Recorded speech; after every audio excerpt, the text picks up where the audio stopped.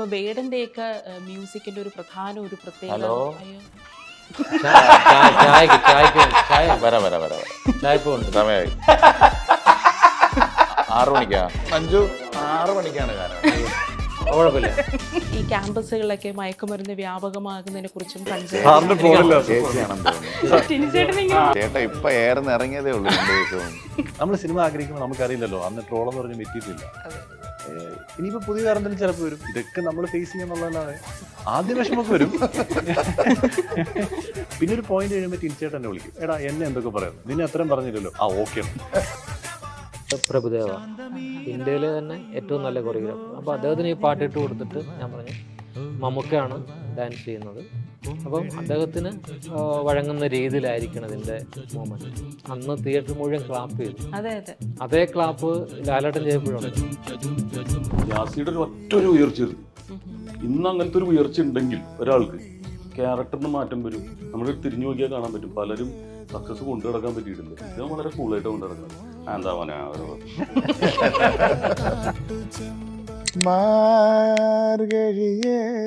ലജ്ജാവതി പാടിയപ്പം ഒരു പാട്ടുകൊണ്ട് തീരുന്നതാണെന്നും ഇത്ര ഉള്ളൂ ലൈഫ് എന്നൊക്കെ അന്ന് പറഞ്ഞ ഒരുപാട് പേരുണ്ട്.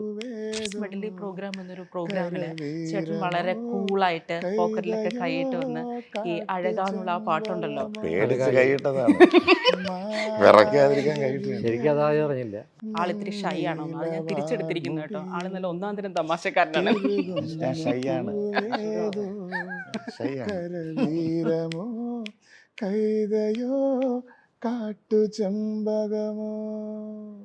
നിങ്ങൾ മനസ്സിൽ കാണുന്ന ഇവന്റ് അത് ഏതുമായിക്കോട്ടെ, അതിനെ കൂടുതൽ കളർഫുൾ ആക്കാൻ കൂടുതൽ സ്പെഷ്യൽ കണ്ടന്റോടുകൂടി milestone events, birthday party, engagement, കല്യാണം, കോർപ്പറേറ്റ് ഇവന്റ്സ്, അങ്ങനെ ഏത് ഇവന്റ്സും കൂടുതൽ സ്പെഷ്യൽ കണ്ടന്റോടുകൂടി നമുക്ക് മനോഹരമാക്കാം മൈൽസ്റ്റോൺ ഇവന്റ്സിലൂടെ.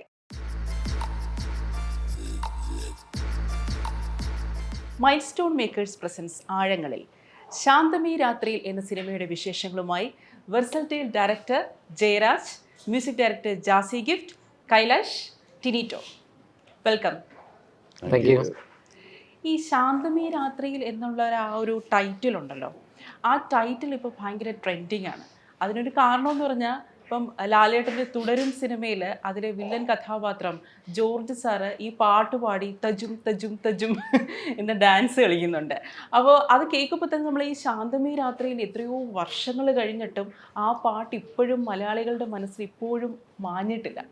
അപ്പോൾ അങ്ങനെ ഒരു ടൈറ്റിലിൽ ഒരു സിനിമ വരിക, ആ ജോണി വാക്കർ സംവിധാനം ചെയ്ത അതേ ഡയറക്ടർ തന്നെ ആ സിനിമയുമായി ശാന്തമി രാത്രിയിൽ എന്ന സിനിമ സംവിധാനം ചെയ്യുക.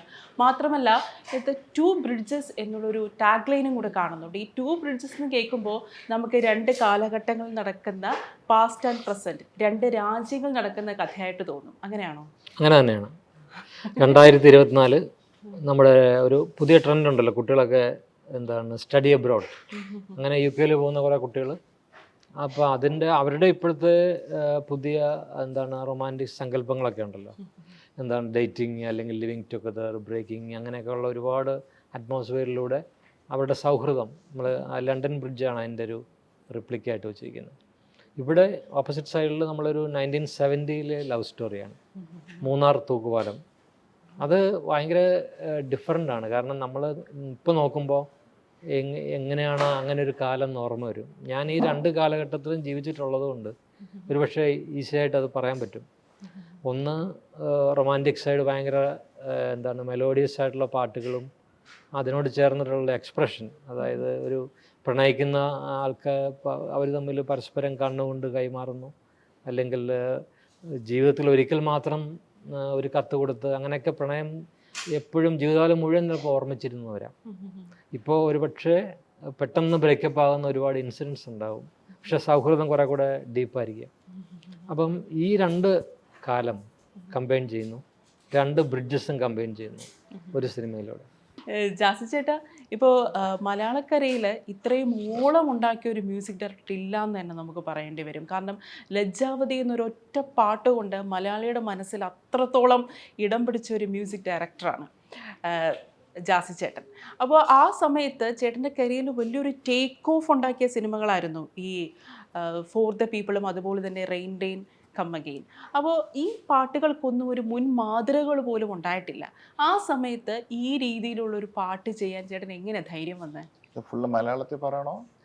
അത് ഞാൻ മലയാളത്തിലല്ലേ അല്ല, ചോദിച്ചത്? പാട്ടിൻ്റെ അകത്ത് ഇംഗ്ലീഷ് ഒരുപാടുണ്ട്. ഭയങ്കര മലയാളം. അതെ, കൂടിപ്പോയോണ്ടുള്ള ട്രിവാൻഡ്രത്താണ്, വെൺപാലവട്ടമാണ് വീട്. മനഃപൂർവ്വമാണെന്ന് എനിക്ക് മനസ്സിലായി. ആ ജാസിയുടെ സ്ഥലത്താണ് മാത്രം വെൺപാലവട്ടം. വെറും മലയാളിയാണ്. ശരി, പ്യുവറായിട്ടുള്ള മലയാളം.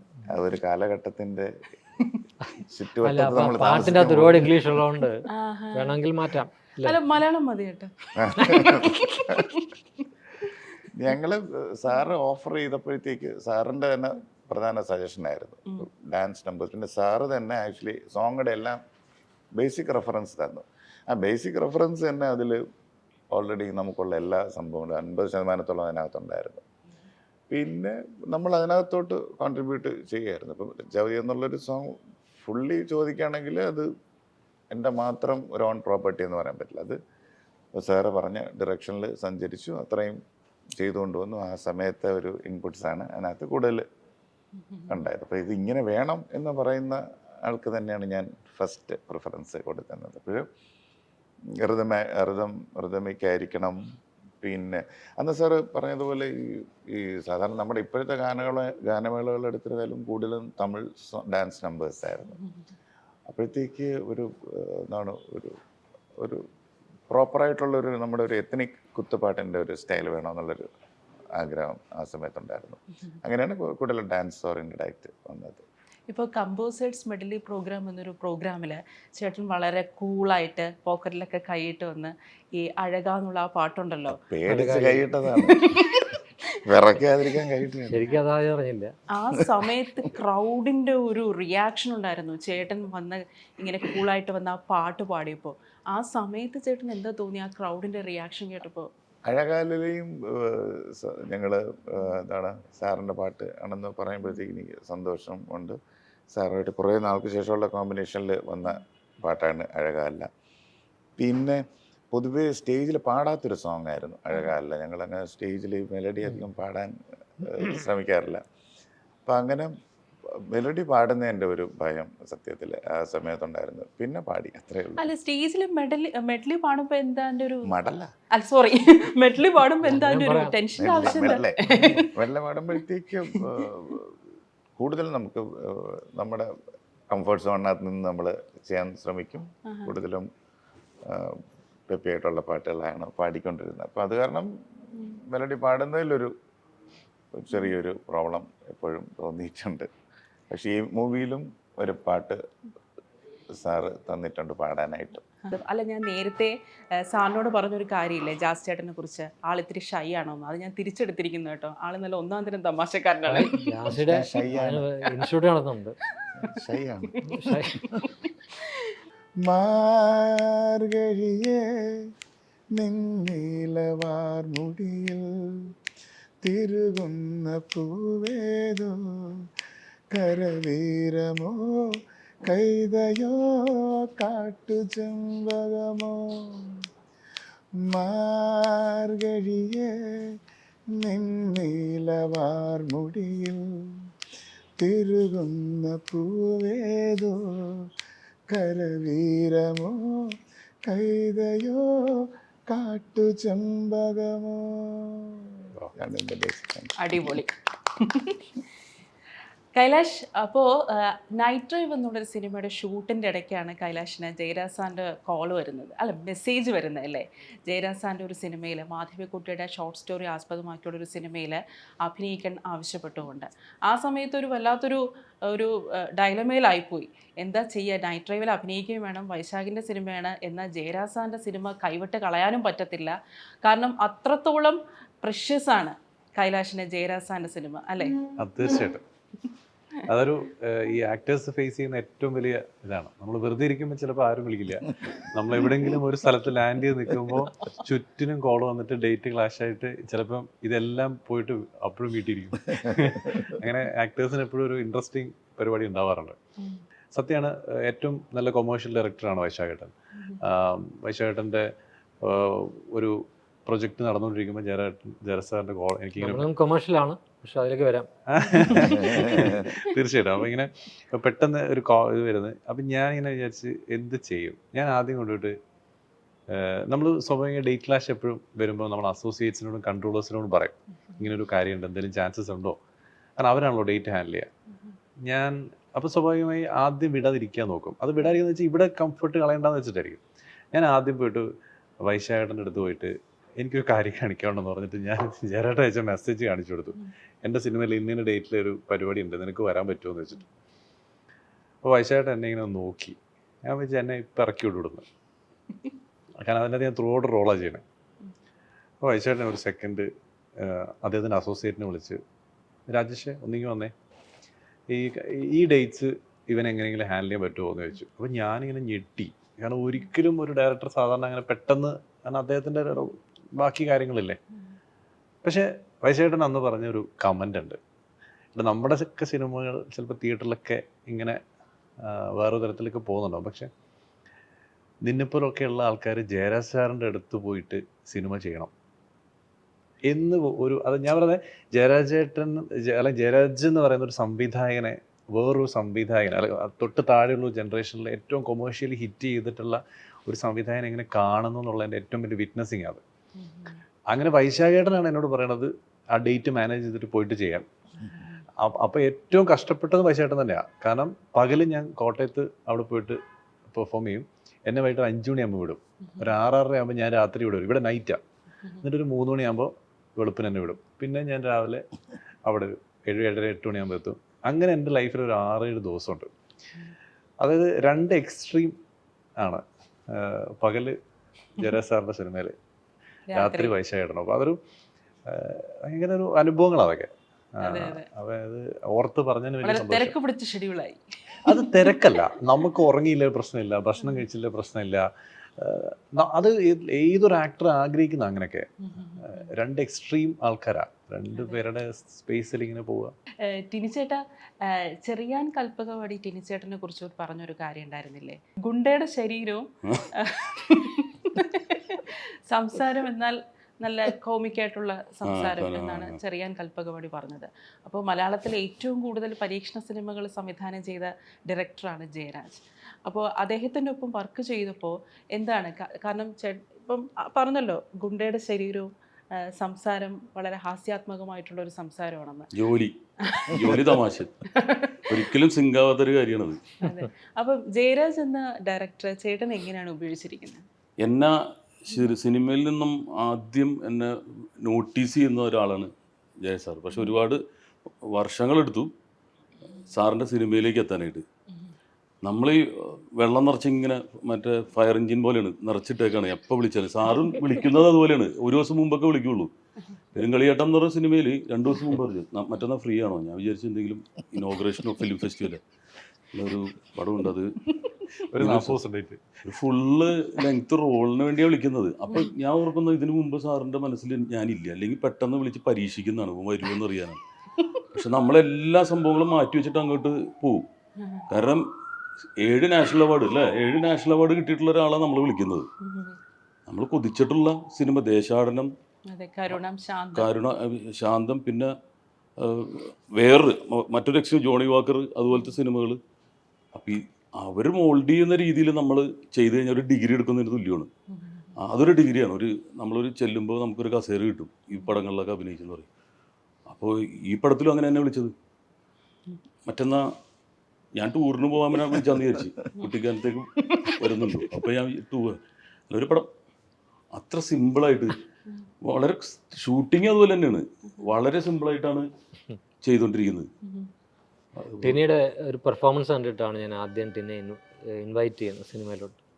അന്ന് ഒരു എന്താണ് ഓഫറായിരുന്നു, എപ്പോഴെങ്കിലും സിനിമയിൽ നമുക്ക് ചെയ്യണം, കാരണം അത്ര നല്ല പെർഫോമൻസ് ആയിരുന്നു. കാരണം ഈ ഇമിറ്റേറ്റ് ചെയ്യുന്നത് മാത്രമല്ല, അതിൻ്റെ ആ ടൈമിംഗ് ഉണ്ടല്ലോ ഭയങ്കര, അത് ഒരു നല്ലൊരു ആക്ടർക്ക് മാത്രമേ പറ്റുള്ളൂ. പിന്നെ എനിക്ക് ഈ പറഞ്ഞൊരു ഗുണ്ടയുടെ ശരീരമായിട്ടല്ല തോന്നിയത്, എന്തിനും പറ്റുന്ന ശരീരമായിട്ടാണ്. കാരണം അത്രയും പോസിബിലിറ്റിയാണ് ആ ഫിസിക്കിന്. പിന്നെ പുള്ളി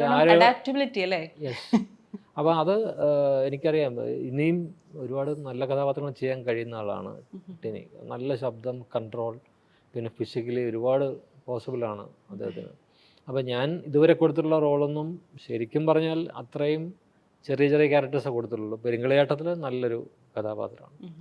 മറ്റൊന്നും നല്ലതല്ലെന്നല്ല, അതിൻ്റെ ഡ്യൂറേഷൻ കുറവായിരിക്കും. പക്ഷേ എനിക്ക് ഒരുപാട് ചെയ്യാൻ കഴിവുള്ള, എനിക്ക് ഏറ്റവും കൂടുതൽ ഇഷ്ടം ആറ്റിൻ്റെ ഫിസിക്കാണ്. അടിക്കട്ടെ പണി നോക്കിയല്ലേ അതൊരു നാഷണൽ അവാർഡ് എനിക്ക് കിട്ടിയത്. സാർ ഇപ്പോൾ ശാന്തമീ രാത്രിയിൽ എന്നുള്ളൊരു പാട്ട്, ആ പാട്ട് ഇപ്പോൾ മമ്മൂക്ക ഡാൻസ് കളിച്ചല്ലോ അതിനകത്ത്. ഇപ്പോൾ ഈ തുടരുമെന്ന സിനിമയിൽ പ്രകാശ് വർമ്മ ലാലേട്ടനോട് പറഞ്ഞിട്ടുണ്ട് മമ്മൂക്ക കളിച്ച സ്റ്റെപ്പ് ഒന്ന് കളിക്കടാന്ന്. അപ്പം ലാലേട്ടൻ ആ സ്റ്റെപ്പ് ഇടുന്നുണ്ട്. അപ്പോൾ ഈ പാട്ട് ചിത്രീകരിച്ചപ്പോൾ എന്തായിരുന്നു മമ്മൂക്കയെ കൊണ്ട് ഡാൻസ് കളിപ്പിക്കാനുള്ള ആ ഒരു പരിപാടി ഉണ്ടല്ലോ, പരിപാടി അല്ല മമ്മൂക്കയെ കൊണ്ട് ഡാൻസ് കളിപ്പിക്കാനുള്ള ആ ഒരു ശ്രമം അതെങ്ങനെയായിരുന്നു? അത് ഏറ്റവും നല്ലൊരു ഡാൻസ് കൊറിയോഗ്രാഫർ അത് പ്രഭുദേവ, ഇന്ത്യയിലെ തന്നെ ഏറ്റവും നല്ല കൊറിയോഗ്രാഫർ. അപ്പോൾ അദ്ദേഹത്തിന് ഈ പാട്ടിട്ട് കൊടുത്തിട്ട് ഞാൻ പറഞ്ഞു മമ്മൂക്കയാണ് ഡാൻസ് ചെയ്യുന്നത്, അപ്പം അദ്ദേഹത്തിന് വഴങ്ങുന്ന രീതിയിലായിരിക്കണം ഇതിൻ്റെ മൂമെൻറ്റ്. കാരണം അദ്ദേഹത്തിൻ്റെ ഒരു ഈ ജസ്റ്റേഴ്സ് ഉണ്ട്, അത് നമുക്ക് ഡാൻസിൻ്റെ ഇതിലേക്ക് മാറ്റിയെടുക്കാൻ പറ്റും ഈസിയായിട്ട്. അപ്പോൾ അങ്ങനെയാണ് അതിനകത്ത് ചെറിയ ചെറിയ സ്ലൈറ്റ് മൂമെൻറ്റ്സ് ആണ് അതിൻ്റെ അകത്ത് ഏറ്റവും കൗതുകം തോന്നിപ്പിക്കുന്നത്. ഓരോ കാലും കൈയും ഷോൾഡറും ഒക്കെ ഉപയോഗിച്ചിട്ടുള്ള, അത് 2 രാത്രി കൊണ്ട് മദ്രാസിൽ ചിത്രീകരിച്ചാണ്. അപ്പം നമുക്ക് പറഞ്ഞിടാ ഫുള്ള് പടം ഡാൻസ് ചെയ്യാനൊക്കെ അത് വേണോ? ഞാൻ പറഞ്ഞു വേണം, ഇത് അതങ്ങനെയാണ് ആ കഥയുടെ അല്ലെങ്കിൽ ആ സിറ്റുവേഷൻ അങ്ങനെയാണ്. ഒരു രാത്രിയിൽ ഒരു പബ്ബിൽ നിന്ന് ഇവരെല്ലാം മദ്യപിച്ച് പുറത്തേക്ക് വരുമ്പോൾ ഉള്ള ഒരു താളത്തിൽ നിന്ന് തുടങ്ങുന്ന യങ്സ്റ്റേഴ്സിൻ്റെ കൂടെ താമസിക്കുമ്പോൾ അവരോട് ഡാൻസ് ചെയ്യുന്ന ആളാണ്, അവർക്ക് പോലും ആരാധന ഉള്ള ആളാണ്. അതുകൊണ്ട് അങ്ങനെ തന്നെ വേണം എന്ന് പറഞ്ഞു. അത് ഭയങ്കര രസമായിട്ട് അദ്ദേഹം ചെയ്തു. അന്ന് തിയേറ്റർ മുഴുവൻ ക്ലാപ്പ് ചെയ്തു. അതെ അതെ, അതേ ക്ലാപ്പ് ലാലേട്ടൻ ചെയ്യപ്പോഴുണ്ട്. അതെ അതെ. അല്ല, ഈ പ്രഭുദേവ മമ്മൂട്ടിയെ ഡാൻസ് പഠിപ്പിക്കുന്ന ആ രംഗം ഉണ്ടല്ലോ, അതൊക്കെ ഇപ്പോൾ ഓർത്തെടുക്കുമ്പോൾ എന്താ തോന്നുന്നത്? ഭയങ്കര രസമാണ്. കാരണം പ്രഭുദേവ ഇത്രയും ജീനിയസ് ആയിട്ടുള്ള ഒരു ഡാൻസ് കൊറിയോഗ്രാഫറെ ഞാൻ കണ്ടിട്ടില്ല. കാരണം ഇത് മുഴുവൻ ഷോർട്സ് അദ്ദേഹം ഒന്ന് അവർ ഫോം ചെയ്ത് കഴിഞ്ഞാൽ പിന്നെ അതൊന്ന് പേപ്പർ നോക്കുകയില്ല, പുള്ളിക്ക് ബൈഹാർട്ടാണ്. ആദ്യം എടുക്കുന്ന ഷോട്ടും അവസാനം എടുക്കുന്ന ഷോട്ടും പുള്ളി കണക്ട് ചെയ്യുന്നത് പുള്ളിയുടെ മനസ്സിൽ ഫിക്സ്ഡാണ്. ഇടയ്ക്ക് പോയി ഷോട്ട് നോക്കുക വേണ്ട. അതാണ് പുള്ളിയുടെ ഏറ്റവും വലുത്. പിന്നെ പറഞ്ഞു കൊടുക്കുന്നത് നമ്മൾ പോലും അറിയില്ല. ചെറിയത് അടുത്ത് പോയിട്ട് മർമർ ചെയ്തിട്ടാണ് നമുക്കവിടെ പറഞ്ഞു കൊടുക്കുന്നത്. ഇങ്ങനെ ചെറിയൊരു മനക്കം കാണാം, അല്ലാതെ വലിയൊരു കാട്ടിക്കൂട്ടലുകളൊന്നുമില്ല. അത്രയും സിമ്പിളായിരുന്നു. ഹൈവേ ഇവിടെ മൗണ്ട് റോഡിൽ രാത്രി ലൈറ്റപ്പ് ചെയ്യുക, എന്നിട്ട് എടുക്കുന്ന ആ ഷോട്ട്, ഒരു sequence, main sequence. Mount road ഏറ്റവും ബിസി സ്ട്രീറ്റിലാണ്. രാത്രിയിൽ ഫുള്ള് ട്രാഫിക് ബ്ലോക്ക് ചെയ്തിട്ട് ആ മേജർ പോർഷൻ എടുക്കുന്നത്. പിന്നെ AVM സ്റ്റുഡിയോയിലൊക്കെ ആയിട്ട് മമ്മൂക്ക വളരെയധികം എൻജോയ് ചെയ്തല്ലേ പ്രഭുദേവ? നമുക്ക് ശരിക്കും എൻജോയ് ചെയ്തു. കാരണം ആദ്യം പറ്റുമോ എന്നൊക്കെ ഉള്ള സംശയം ഉണ്ടായിരുന്നു. പക്ഷേ കയറി കഴിഞ്ഞപ്പോൾ ഈ മൊമെൻറ്റ്സിൻ്റെ ഒരു ബ്യൂട്ടി അദ്ദേഹം ഭയങ്കരമായിട്ട് എൻജോയ് ചെയ്തു. കാരണം ഇപ്പോൾ എസ്പെഷ്യലി ആ ബസ് സ്റ്റോപ്പിലൊക്കെ കിടന്നിട്ടുള്ളതും ആ സിഗരറ്റ് വലിച്ചിട്ടുള്ളത്, അങ്ങനെ ഓരോ സെക്ഷനും ഭയങ്കര ത്രില്ലിംഗ് ആയിരുന്നു. ഇപ്പോഴും നമ്മളുടെ അതിൻ്റെ ആ കൊറിയോഗ്രാഫിയും പിന്നെ അവർ ആ കമ്പോസ് ചെയ്ത രീതി, എനിക്ക് പ്രഭുദേവോടാണ് അതിനോട് ഏറ്റവും കൂടുതൽ സന്തോഷം തോന്നുന്ന മൊമെൻറ്റ്സ്. ഇപ്പോൾ ജോണി വാക്കർ എന്നുള്ളൊരു സിനിമയിൽ കുട്ടപ്പായ എന്നൊരു കഥാപാത്രമില്ലേ? കുട്ടപ്പായി മമ്മൂട്ടിയുടെ പഠിച്ചുകൊണ്ടിരിക്കുമ്പോൾ കോളേജിൻ്റെ ക്ലാസ് റൂമിൽ കയറി ഇങ്ങോട്ട് ഇറങ്ങി വരാൻ പറയുന്ന ഒരു കഥാപാത്രം, അത് വളരെയധികം ടച്ചിങ് ആയിട്ടുള്ളൊരു കഥാപാത്രമായിട്ട് എനിക്ക് ആ സിനിമ കണ്ടപ്പോൾ തോന്നിയായിരുന്നു. ആ ഒരു ക്ലിപ്പ് മാത്രം ഇപ്പോഴും യൂട്യൂബിൽ ഷോർട്സ് ആയിട്ടും റീൽസ് ആയിട്ടൊക്കെ പോകുന്നുണ്ട്. ആ ഒരു കഥാപാത്രത്തെ, ആ ഒരു വ്യക്തിയെ സാർ എങ്ങനെയാണ് കണ്ടെത്തിയത്? കാരണം അത്രത്തോളം മനുഷ്യഗന്ധിയായിട്ടുള്ളൊരു കഥാപാത്രമാണ്. ആ കഥാപാത്രത്തിന് തൻ്റെ യജമാനോടുള്ള അഗാധമായൊരു സ്നേഹമുണ്ടല്ലോ, കഴിച്ചോ എന്നൊക്കെ തോന്നുന്ന ആ ഒരു സംഭവം ഉണ്ടല്ലോ, അത് എങ്ങനെയാണ് കണ്ടെത്തിയത് സാറ്? കഥാപാത്രത്തെയാണോ ആക്ടറെയാണോ? ആക്ടറും രണ്ടും. കഥാപാത്രത്തെ എൻ്റെ വീട്ടിൽ തന്നെ ഒരു കുട്ടപ്പായ ഉണ്ടായിരുന്നു. അവൻ ഈ ഞങ്ങളുടെ വീടിൻ്റെ അടുത്തുള്ളൊരു സ്ലം ഉണ്ട്, അവിടെ ഉള്ളൊരു പയ്യനാണ്. അപ്പോൾ ഞാൻ ഷൂട്ട് കഴിഞ്ഞ് വരുന്ന സമയത്തും അങ്ങനെയുള്ള ആ ഒരു കാലത്തൊക്കെ വീട്ടിലെപ്പോഴും കാണും. അവനെ ഇങ്ങനെ ചെറിയ കാര്യങ്ങളൊക്കെ നമ്മൾ എന്തെങ്കിലും വാങ്ങാൻ പോവുകയൊക്കെ. പക്ഷെ നമ്മൾ ഈ അവൻ്റെ പ്രായത്തിൽ കവിഞ്ഞുള്ള ഭരണമാണ് നമ്മളോട്. ശരീരം നോക്കണം എന്നൊക്കെ പറയുന്ന ആ ടൈപ്പിലുള്ള ചില ശാസനകളൊക്കെ ഉണ്ട്. അപ്പോൾ ഇതാണ് നമ്മളുടെ മനസ്സിൽ ആ ക്യാരക്ടറിനെ പറ്റി തോന്നിയത്. അപ്പം ഈ ഒരു ഫാം മുഴുവൻ നോക്കി നടത്തുന്നു, അവിടെ കാരണവരെ പോലെ ഇവനുണ്ട്, ഇതിൽ കൂടുതലാകട്ടോ വെള്ളം മദ്യപാനം എന്നൊക്കെ പറയുന്ന അങ്ങനെ പറ്റും. അതേസമയം ഇവിടെ കോളേജ് വന്നിട്ട് അവിടെ മറ്റേ അവിടുത്തെ പരാരാബ്ദങ്ങളൊക്കെ പറയുന്ന ആ കൂട്ടത്തിൽ ശരീരം നോക്കണം എന്ന് പറയുന്ന ആ ഒരു കൺസേണും ഉണ്ട് അവന്. അതാണ് അവൻ്റെ മൊത്തം രീതി. ആ ക്യാരക്ടർ ആ നേരത്തെ ഫിക്സ്ഡ് ആയിരുന്നു. പക്ഷെ ആരാണ് ആക്ട് ചെയ്യുന്നത് അതിന് ഞങ്ങൾ നീലഗിരി എന്നുള്ള സിനിമയുടെ ലൊക്കേഷനിൽ ഞാൻ മമ്മൂക്കാരുടെ അടുത്ത് അവിടെ വന്ന് മമ്മൂക്കാരുടെ ഷൂട്ട് ഊട്ടി നടക്കുകയാണ്. രഞ്ജിത്താണ് എഴുതുന്നത്. അപ്പോൾ ഞങ്ങൾ രഞ്ജിത്ത് കാണാൻ പോയി, മമ്മൂക്ക കാണാൻ പോയപ്പോൾ അവിടെ നിന്നപ്പം മമ്മൂക്ക ചിലപ്പോൾ ഇതുപോലുള്ളൊരു ഒബ്സർവേഷൻ ഭയങ്കരമാണ്. അവിടെ നമുക്ക് ആവാൻ പറ്റുമെന്ന് നോക്കാൻ പറഞ്ഞു. ഏതിനാ? ആ കുട്ടപ്പായ്ക്ക് നമുക്ക് ആ ഡാൻസ് ഗ്രൂപ്പിൽ ഒരു പയ്യനുണ്ട്. നീലഗിരിയിൽ കുറേ ഡാൻസിങ് സീക്വൻസ് ഉണ്ട്. അതിനകത്ത് ഒരു പയ്യൻ വലിഞ്ഞൊരു തമിഴ്നാട്ടിൽ നിന്ന് വന്ന ഒരു പയ്യനാണ്. നമ്മൾ ഇവൻ കറക്റ്റാണല്ലോ. അങ്ങനെയാണ് അവനെ പോയി കണ്ടു. അവൻ ഭയങ്കര ഹാപ്പിയായി. കാരണം ഒരു ക്യാരക്ടർ കിട്ടില്ല. അവൻ വെറും ഡാൻസ് ഇതായിട്ട് ഡാൻസ് ബോയ് ആയിട്ട് നിൽക്കുകയായിരുന്നു. അങ്ങനെ അവിടെ വെച്ച് അവൻ ആദ്യം ഫിക്സ് ചെയ്യുന്ന അവനെയാണ്. മമ്മൂക്ക കഴിഞ്ഞാൽ നെക്സ്റ്റ് ഫിക്സ് ചെയ്യുന്ന അവനെയാണ്. അതുപോലെ തന്നെ ലൗഡ് സ്പീക്കറിലും മമ്മൂക്കയാണ് സജസ്റ്റ് ചെയ്യുന്നത് ശശികുമാറിൻ്റെ ക്യാരക്ടർ. കുറേ അന്വേഷിച്ചു ഞങ്ങൾ. കാരണം ഈക്വലി സൊഫിസ്റ്റിക്കേറ്റഡ് ആയിരിക്കണം, എന്നാലും ഒരു അമേരിക്കയിലൊക്കെ ജീവിച്ച് വന്ന ഒരാളെന്നുള്ളൊരു ഇതുണ്ട്. അങ്ങനെ അല്ല, ശശികുമാർ സാർ പല ഇൻ്റർവ്യൂസിലും പറയുന്നുണ്ട് അദ്ദേഹം ഒരു റിനൗണ്ട് ജേർണലിസ്റ്റാണ്. പക്ഷേ പലരും അദ്ദേഹത്തെ പറയുന്നത് ലൗഡ് സ്പീക്കറിൽ അഭിനയിച്ച ആളല്ലേ എന്നാണ് അദ്ദേഹത്തെ പലരും വിശേഷിപ്പിക്കുന്നത്. സാറിൻ്റെ അതുപോലത്തെ ഒരു കണ്ടെത്തലാണ് ഈ അടുത്തിരിക്കുന്ന ആളും ജാസി ഗിഫ്റ്റ്. തിരുവനന്തപുരത്ത് സൗത്ത് പാർക്ക് ഹോട്ടലിൽ പാടിക്കൊണ്ടിരുന്നപ്പോഴാണ് ജാസി ചേട്ടനെ ജയരാജ് സാർ നോട്ടീസ് ചെയ്യുന്നത്.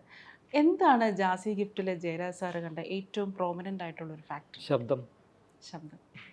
No doubt. അത് എപ്പോൾ ചോദിച്ചാലും എനിക്ക് ആപ്റ്റ് ആൻസറാണ്. കാരണം ഇതെനിക്ക് ഞാൻ ആരാധിക്കുന്ന ശബ്ദം. അത് ഇപ്പോഴും ഞാൻ ജാസിയുടെ പാട്ട് ആരാധിക്കുകയാണ് ശരിക്കും. ഈ മെലഡി പാടണം, ഈ സിനിമയിലും മാർഗഴിയെ പാടണമെന്ന് ഞാനാണ് ഇൻസിസ്റ്റ് ചെയ്തത്. അഴകാലിലെ ജാസി പാടണം, മെലഡി പാടണം എന്ന് ഞാനാണ് ഇൻസിസ്റ്റ് ചെയ്തത്. കാരണം ജാസി അന്ന് ഫോർ ദ പീപ്പിളിലെ ലജ്ജാവതി പാടിയപ്പം ഒരു പാട്ടുകൊണ്ട് തീരുന്നതാണെന്നും ഇത്രേ ഉള്ളൂ ലൈഫ് എന്നൊക്കെ അന്ന് പറഞ്ഞ ഒരുപാട് പേരുണ്ട്.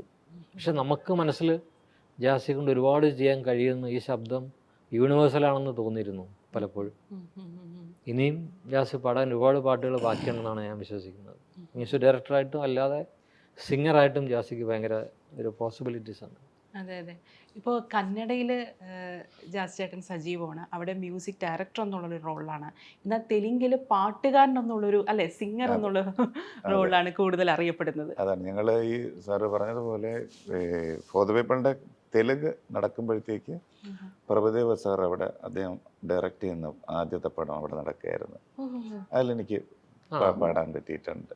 നൂവസ്ഥാനുണ്ട് നേനൊതുണ്ടാനുള്ള പടം. അത് അവിടെ ഭയങ്കര പോപ്പുലർ. എൻ്റെ ഫസ്റ്റ് തെലുങ്ക് സോങ് ആ പടത്തിലാണ് വരുന്നത്. Devi Sri Prasad sir music. അങ്ങനെ പാടാനും കൂടെ ഉള്ളൊരു ഡെമോ ആയിട്ട് ഈ പാട്ട് ഒത്തിരി സഞ്ചരിച്ചിട്ടുണ്ട്. പലരും പാട്ട് പാടിക്കുന്നത് കേട്ടിട്ടാണ് വിളിക്കുന്നത്. അങ്ങനെ ഒരു സംഭവം. ഇപ്പോൾ ജയരാജ് സാർ തന്നെ പറഞ്ഞല്ലോ, ഫോർ ദ പീപ്പിളിന് ശേഷം നമ്മൾ ജാസി ചേട്ടൻ്റെ സംഗീതം മലയാളത്തിൽ അധികം കേട്ടിട്ടില്ല. അതിനെന്തെങ്കിലും ഒരു പ്രത്യേക കാരണമുണ്ടോ? അതോ കന്നഡയിൽ കൂടുതൽ തിരക്കായോണ്ടാണോ? ഇറങ്ങാത്തോണ്ടാണ് കേൾക്കാത്തത്. അങ്ങനെ നമ്മളങ്ങനെ യഥാർത്ഥത്തിൽ അതിന് ശേഷം വന്ന പടങ്ങളിൽ പാട്ടുകൾ അത്രയ്ക്ക് പോപ്പുലറാക്കാൻ പറ്റിയില്ല. അത് കാരണം ഉള്ളൊരു സംഭവം അതിനകത്തുണ്ട്. അത് ആ സമയം തന്നെ സിനിമ ചെയ്യേണ്ടി വന്നത് കന്നഡയിൽ ആണ് ചെയ്യേണ്ടത്. ഇപ്പോൾ കൈലാഷിനെ കുറിച്ചുള്ള ട്രോളുകൾ വന്നപ്പോൾ അതിനോട് കൈലാഷ് പ്രതികരിച്ച രീതി, ആ രീതി കൊണ്ട് തന്നെ കൈലാഷിനോടുള്ള ഇഷ്ടം പ്രേക്ഷകർക്ക് കൂടിയെന്ന് എനിക്ക് തോന്നുന്നുണ്ട്. കാരണം ആ സമയത്ത് കൈലാഷിന് കുറച്ച് ഇൻ്റർവ്യൂസൊക്കെ കൊടുത്തിട്ടുണ്ടായിരുന്നല്ലോ. ആ ട്രോളുകൾ എത്രത്തോളം പോസിറ്റീവായിട്ടാണ് കൈലാഷ് സമീപിച്ചതെന്നുള്ളത് അത് ഫാൻസ് കൂടിയെന്ന് തോന്നുന്നു അതിനുശേഷം അല്ലേ? അങ്ങനെയുണ്ടോ? എനിക്കറിയില്ല. അല്ല, ട്രോൾ എന്ന് പറയുന്നത് നമ്മളൊരു സിനിമ ആഗ്രഹിച്ചത്. ഞാനൊരു ബൈക്കിൽ എറണാകുളത്ത് വന്നതാണ്. അന്ന് ഈ കടവന്ത്രയിലെ ചോയ്സിൻ്റെ ബിൽഡിങ്ങാണ് ഏറ്റവും വലിയ ബിൽഡിങ്. ഞാൻ ആ ബിൽഡിംഗ് കണ്ടിട്ട് ഇങ്ങനെ അന്തം വിട്ടു നിന്നിട്ടുണ്ട്. അതെനിക്ക് ഇന്നും പറയാൻ പ്രയാസമില്ല. ദൈവം സഹായിച്ച് ഞാൻ 10-60ഓളം സിനിമകൾ ജയരാജ് സാർ ഉൾപ്പെടെ, വൈശാഖേട്ടൻ ഉൾപ്പെടെ, ടി.വി. ചന്ദ്രൻ സാർ ഞങ്ങളുടെ കൂടെ മ്യൂസിക് പ്രൊഡക്ഷന് വേണ്ടി ഒത്തിരി സഹായിച്ചിട്ടുണ്ട് ഞങ്ങളുടെ സ്റ്റുഡിയോയിൽ. ഞാൻ പണ്ട് ചാൻസ് ചോദിക്കുമ്പോൾ നമ്മുടെ ഇവര് വലിയ അതായത് ലജ്ജാവതിയൊക്കെ ഭയങ്കര ഹിറ്റ് ചെയ്ത് നിൽക്കുന്ന സമയം. അന്ന് ഇവിടെ ഒരു സ്റ്റുഡിയോയിൽ ഞാൻ വന്ന് ഇടയ്ക്കിടയ്ക്ക് നിൽക്കും പലരും ഇടത്ത്. അന്ന് ഞാൻ ഇവിടുന്ന് ട്രാക്കും കൊണ്ട് പോയിട്ടുണ്ട് ചേട്ടന് വേണ്ടിയിട്ട് ചെന്നൈയിൽ. അതായത് ഈ അന്ന് എങ്ങനെയാന്ന് വെച്ചാൽ ഇതേപോലെ നമുക്ക് ഡിജിറ്റലി ട്രാൻസ്ഫർ ചെയ്യാൻ പറ്റില്ല. അപ്പോൾ അന്ന് ഇതുപോലെ ജാസി ചേട്ടൻ ചെന്നൈയിൽ അങ്ങ് സെറ്റിൽഡാ. അപ്പോഴത്തെ ബാക്ക് ടു ബാക്ക് ആണ്. അപ്പോൾ ഇവിടെ കർണാടകനെല്ലാം കൂടെ സെറ്റ് ചെയ്തിട്ട് ഇത് ഇവിടുന്ന് കൊണ്ടുപോയി CD-യിൽ കൊണ്ടുപോകണം.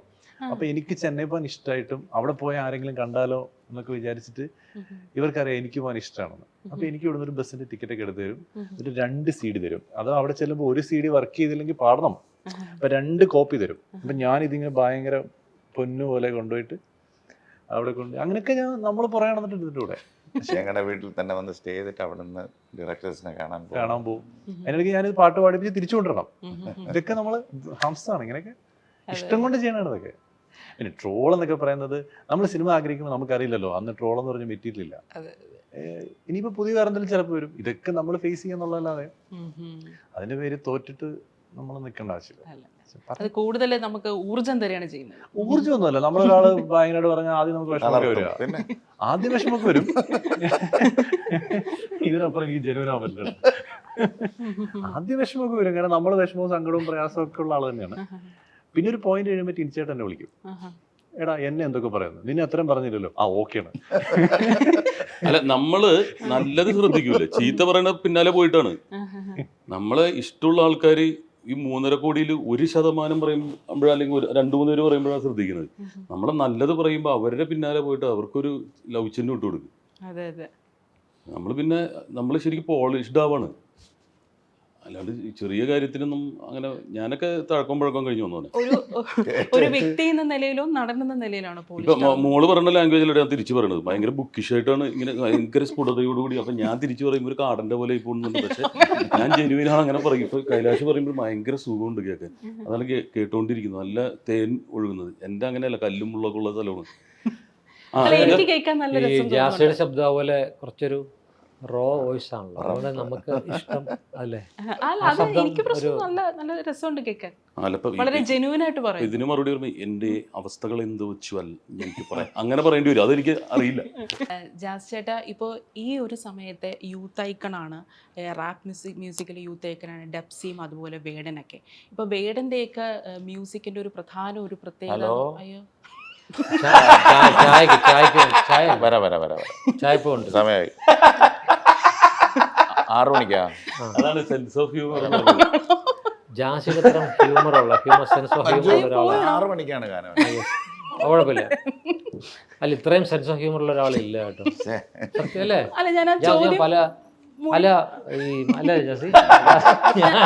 അവിടെയാണ് നമ്മള് ജാസിയേട്ടന്റെ കൗണ്ടറിംഗ് എന്ന് പറഞ്ഞാൽ. പക്ഷെ ഒറ്റ കുഴപ്പമുള്ളൂ, ജാസിന്റെ ക്യാമറ ഒക്കെ മാറ്റി വെച്ച് നോക്കിയോ.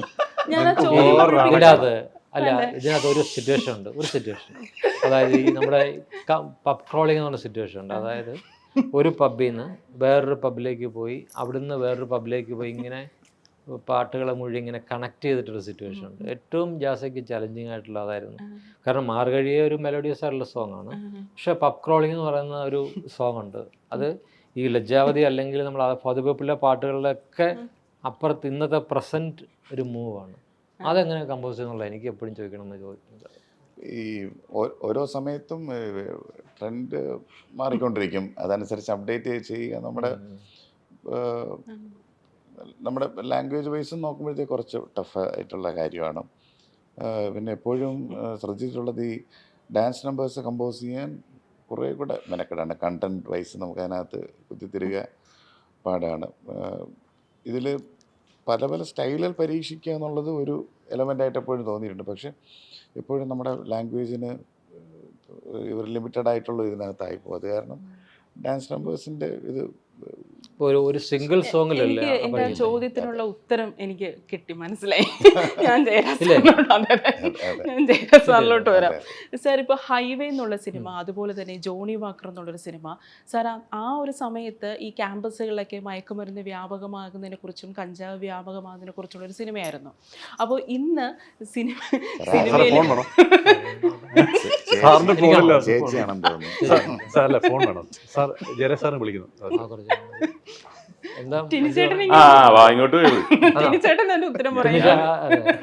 ഞാനൊന്നും വന്നിരുന്നതാണ് താഴ്ത്തി, ഇനി കയറ്റി വിടാനുള്ള പരിപാടി. അമ്മയുടെ ഭാരവാഹിയും കൂടെ ടിനിച്ചേട്ടൻ എന്തോ പറയാനുണ്ട്. എനിക്കൊന്നും പറയാൻ ഇറങ്ങിയതേ ഉള്ളൂ.